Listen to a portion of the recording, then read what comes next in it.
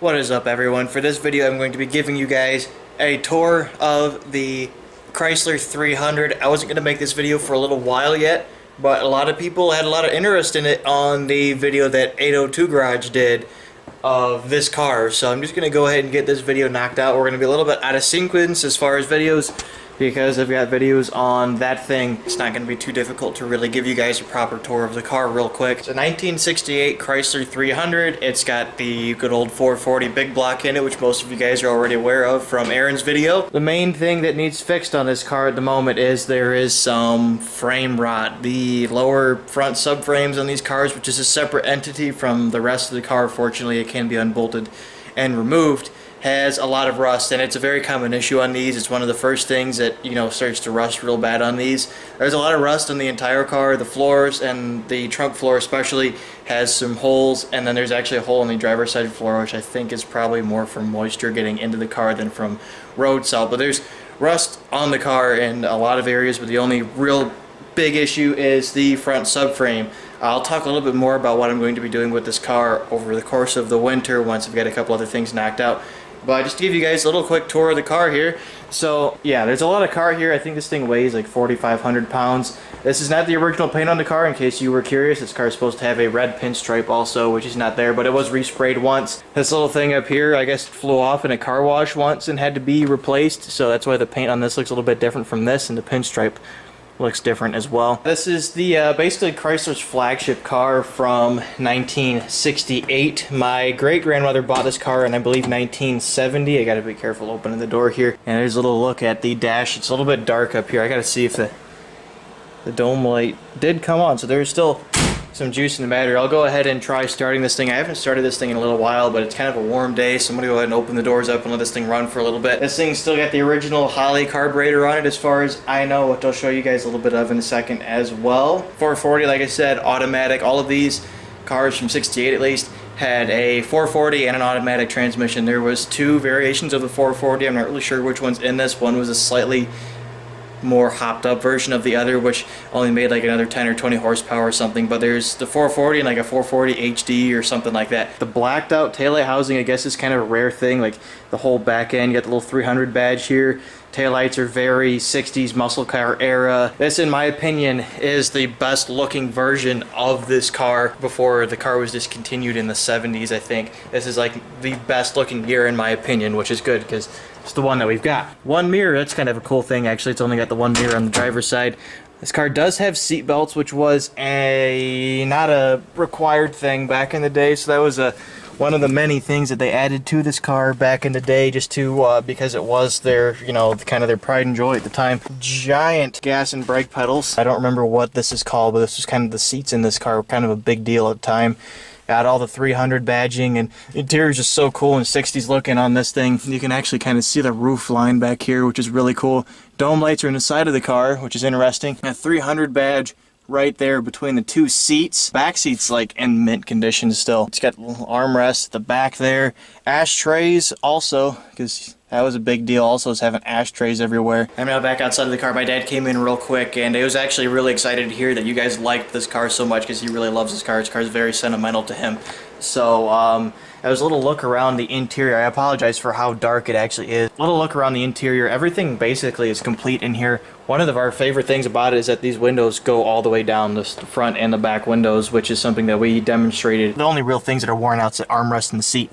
But the car was driven, and it's got about 69, 70,000 miles on it, so it was driven. It was driven in the winter quite a few times. This car sat outside most of its life, basically until my parents moved into this house. So it's got some things that need worked on, need repaired, and that's what I'm going to show you guys in a second. But we'll go ahead and pop the hood and let you guys see the old 440 real quick. But yeah, there we go. That's the good old 440. These really cool looking, I don't even know what color that's supposed to be on the valve covers, painted valve covers on it. It's completely stock. I believe it might even be the original carburetor underneath of there. At the moment, the air hatch just sitting on it. There's no air filter in it, which you might have noticed.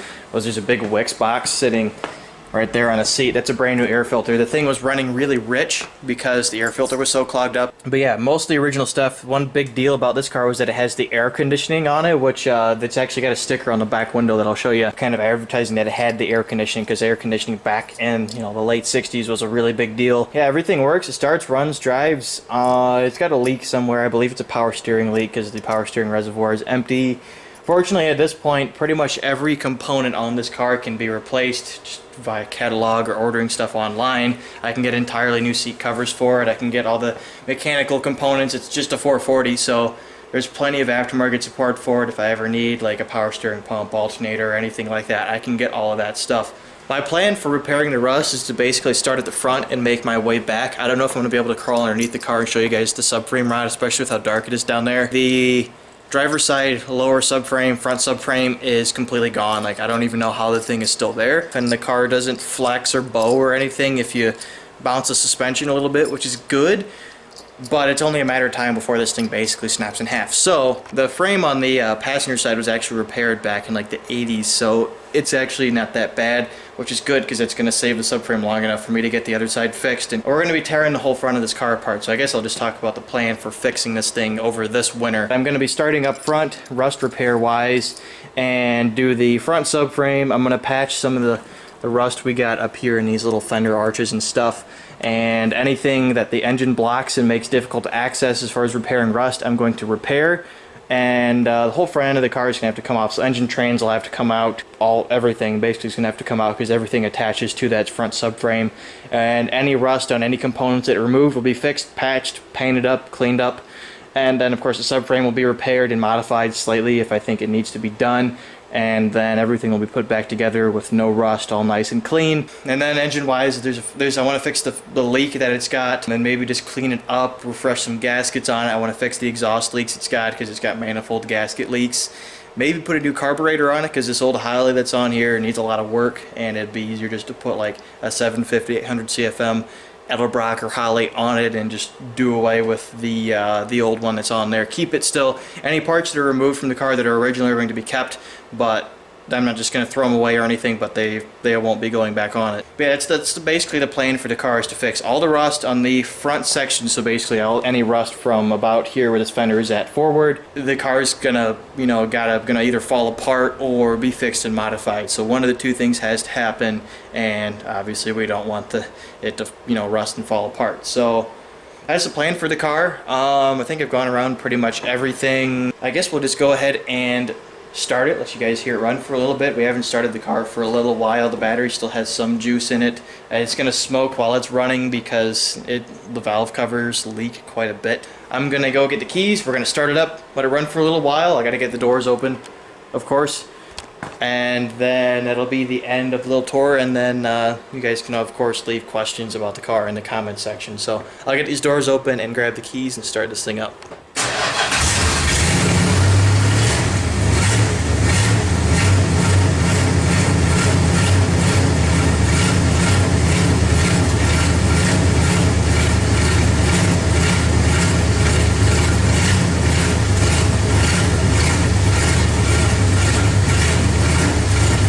The smoke from all the oil blowing off of it, which it'll do for quite a while until it's warmed all the way up. But thing's hard to start just because it gets air bubbles locked into the carburetor and it doesn't really want to cooperate. Even starter fluid or anything doesn't really help it because it does the same thing where it just starts and shuts off. You have to sit there and pump the gas repeatedly. You can't hold it, you have to pump it, like hit it, let go, hit it, let go, until it eventually burps all the air out, and then it runs fine actually. So that's it running. I'm gonna let it run and warm up, and once it's warmed up a little bit, I'll go ahead and rev it a little bit for you guys. Don't want to get too crazy. And then I'll explain a little bit of the backstory as to where this car came from and who owned it, because of course it was my grandmother's car. And then that'll be it. So I'm going to let it warm up a little bit, and then we'll go ahead and rev it once it's a little bit warmed up.